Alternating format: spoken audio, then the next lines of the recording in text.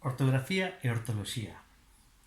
A utilización do x para representar o fonema palatal xordo tan frecuente no galego moderno levou a xente a creer que as palabras como rianxo ou xesteira, nas que aparecían xota ou xe, eran castellanismos ortográficos e fonéticos.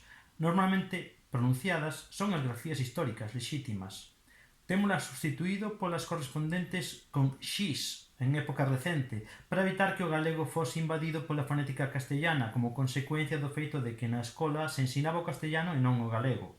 Polo mesmo, ou por un motivo semellante, adoptamos a ortografía castellana para todos os casos en que o galego non se afastaba da lingua oficial.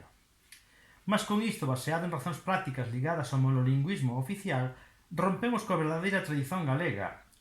Rianxo, vioxo e xesteira non son, pois, castellanismos, sempre que demos aos grafemas xota e xe o valor fonético que lles corresponde. Para a confusión de moitos, son as grafías rianxo, bioxo e xesteira as que negativamente están condicionadas pelo castellano e nos isolan dentro do mundo románico e mesmo dentro do mundo occidental.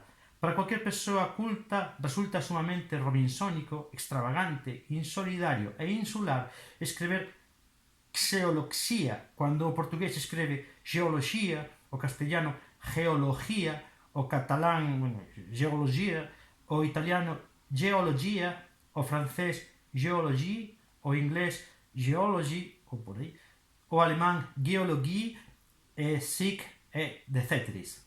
Non será un algo escurantista este espléndido isolamento?